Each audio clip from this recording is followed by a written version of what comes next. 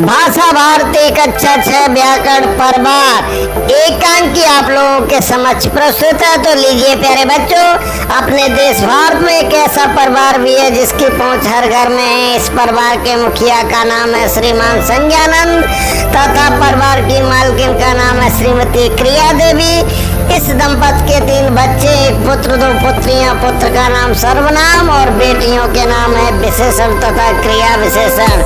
इस परिवार में 2 नौकर भी हैं जिनके नाम संबंध बोधक तथा समुच्चय बोधक है। इस परिवार के एक और सदस्य हैं जो श्री विस्माद बोधक महोदय, जो इस परिवार के मित्र हैं और सुख दुख में सदा साथ देते हैं। ओ क्रिया, कहाँ हो तुम? तुम्हारे बिना मेरा कोई भी काम नहीं होता। मेरा खाना पीना, पढ़ना लिखना, आना जाना तुम्हारे बिना संभव नहीं है। मैं जानती हूँ तुम मेरे बिना एक पल भी नहीं रह सकते हो।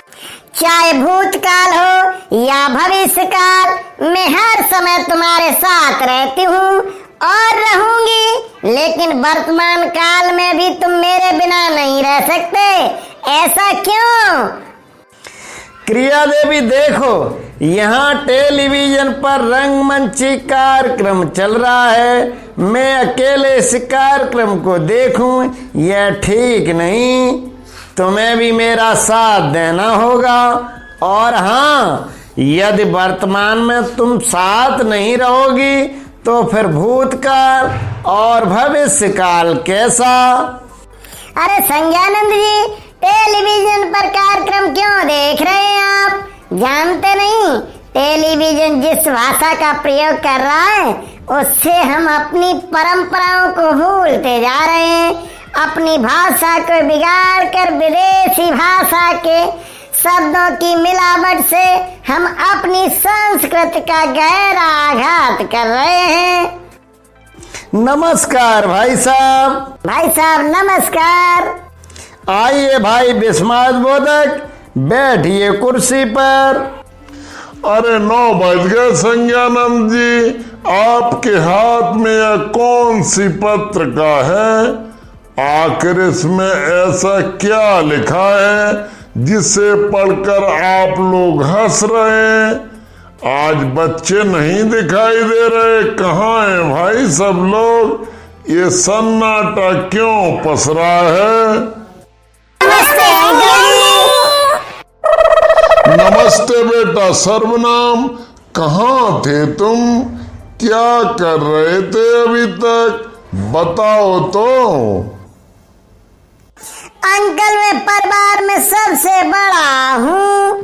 घर का सारा काम मुझे ही करना पड़ता है, सो वही कर रहा था। और हमारी दोनों बेटियां क्या कर रही थी अभी तक? मैं सर्वनाम की बड़ी बहन विशेषण हूँ। मेरे पिताजी और बड़े भाई सर्वनाम दोनों ही मुझे बहुत चाहते हैं।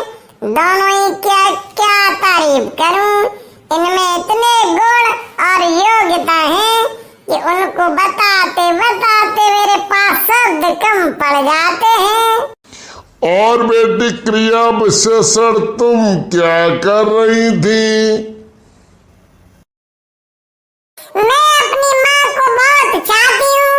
मैं तो अपनी माँ की इतनी प्रशंसा करती हूँ कि भैया और पिताजी को भूल जाती हूँ।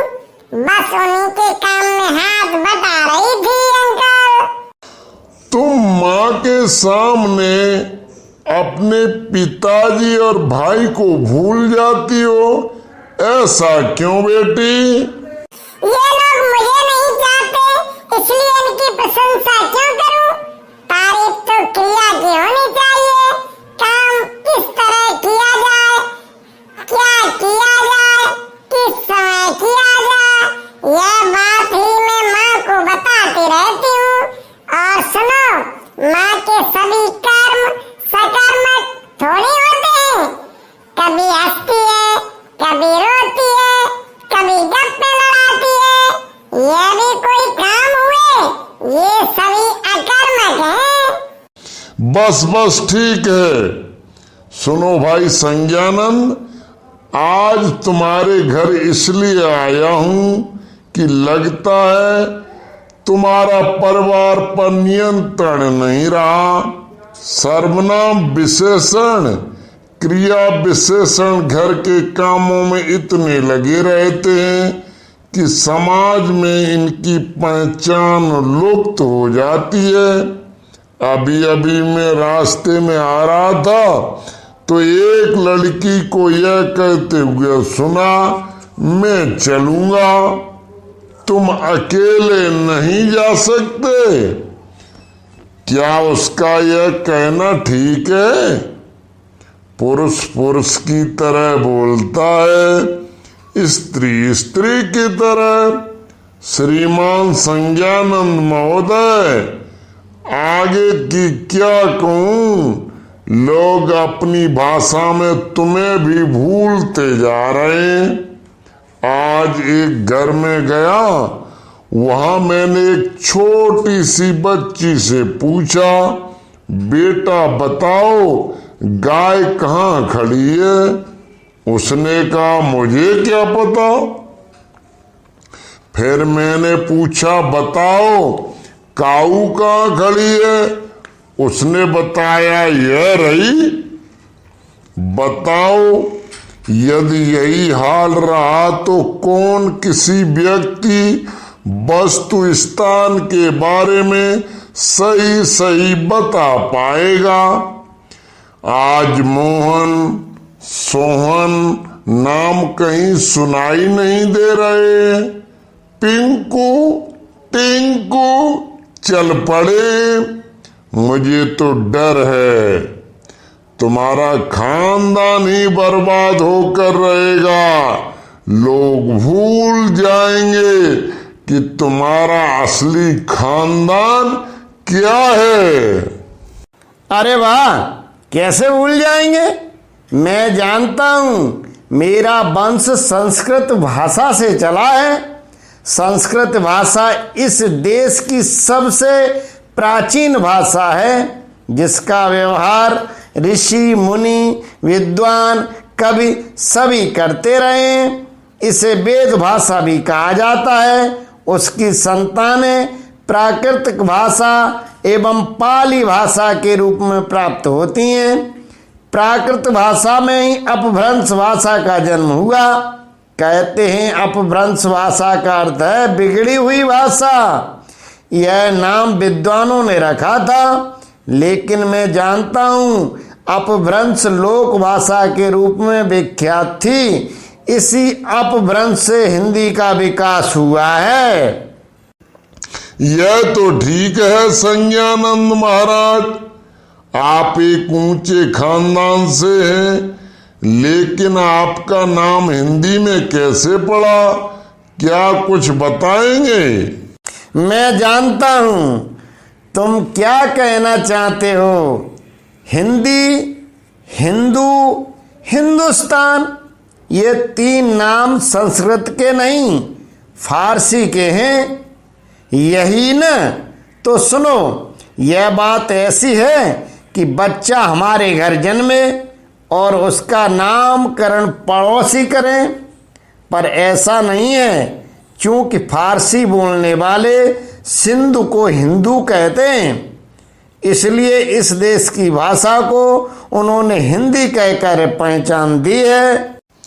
ठीक है, ठीक है। अरे भाई, क्या बातें ही चलती रहेंगी या कुछ खाओगे खिलाओगे पिलाओगे भी? अरे संबंध बोधक, समुच्चय बोधक, कहाँ हो तुम लोग? देखो कौन आए हैं, तुम्हें पता नहीं?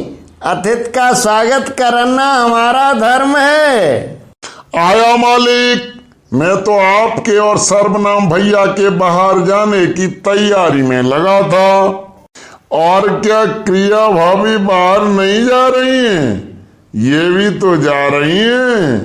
फिर तुम संज्ञानंद और सर्वनाम का ही काम क्यों करते हो, इनका क्यों नहीं? अरे समुच्चय बोधक, तुम भी आ गए? हाँ, मैं बताऊं महोदय, असली बात यह है कि संबंध बोधक तो नौकर की तरह है। नौकर केवल मालिक की बातें सुनता है और उसके बेटे की। बाकी सारे घर का काम तो मैं करता हूँ। घर के प्रत्येक सदस्य की देखरेख करने की जिम्मेदारी मेरी है। मैं तो पूरे परिवार का नौकर हूँ। मैं चाहे तो किंतु परंतु मगर लगाते हुए यह कह सकता हूँ कि काम इस कारण नहीं हुआ। मैं बीमार हूँ क्योंकि मुझे सर्दी लग गई है, लेकिन मैं ऐसा नहीं करता। अब सुनिए, कल रविवार था। सब लोगों ने तय किया पिकनिक मनाएंगे। मैं तैयारी में लग गया, लेकिन अचानक वर्षा हो गई। वर्षा लगातार होती गई, इसलिए मुझे सर्दी लग गई। बस बस करो भाई, तुमने अपनी पहचान भी इस तरह बता दी। और तथा, लेकिन, अथवा, इसलिए, नहीं तो, क्योंकि यह सब कहना तो तुम्हारी आदत में शुमार है भाई। वाह! अरे क्रिया विशेषण और संबंध बोधक, तुम दोनों के काम में अंतर क्या है?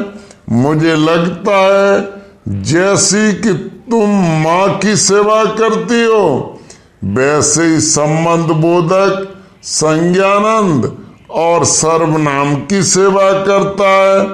काम में अंतर समझ में नहीं आता।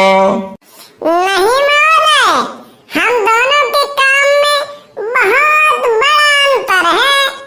मेरा काम है मेरी क्रिया, यानी माँ किसी काम को कैसे, कब, कहाँ और कितना करती है, इस बात का ध्यान रखकर सहायता करना। और संबंध बोधक का काम है पिताजी और भाई के बीच संबंध जोड़ना। यह बात समझ में नहीं आई बेटी। जैसे सामने मंदिर है, यह बताना मेरा काम है। घर के सामने मंदिर है, यहाँ घर और मंदिर दोनों के बीच संबंध जोड़ना है, तो यह बताना संबंध बोधक का काम है। तो हुआ ना दोनों के काम में अंतर। अरे भाई वाह, यह भी खूब रही। क्या खूब सभी ने अपना अपना काम बताया। समय बहुत अधिक हो चला है, अब चलना चाहिए। प्रणाम अंकल जी। जीते रहो बेटा। और सुनो, जाते जाते मैं सभी को एक सलाह देता जा रहा हूँ। ध्यान रखना बेटा, सर्वनाम, लिंग, वचन और कारक, ये तीन तुम्हारी शक्तियां हैं, इनका ध्यान रखना। मैं पढ़ता हूँ, मैं पढ़ती हूँ, हम पढ़ते हैं, मैं पुस्तक से पढ़ता हूँ, माँ कपड़े सिलती है। इन सभी वाक्यों में लिंग, वचन और कारक की समानता है। यह परंपरा खत्म नहीं होनी चाहिए। बेटी विशेषण, ध्यान रहे, तुम्हारा काम सुंदर, अधिक सुंदर, सबसे सुंदर होना चाहिए। ऐसा न हो कि तुम्हारा काम खराब, अधिक खराब और सबसे खराब होता जाए। तुम्हें समाज के सामने आदर्श रखना चाहिए कि अपना लक्ष्य महान, महानतर और महानतम हो। एक एक सीढ़ी चढ़कर विकास की उच्चतम अवस्था तक पहुंचना ही सबका लक्ष्य बने, यह ध्यान रहना चाहिए। मेरी बातों को ध्यान रखना, मैं तो चलता हूँ।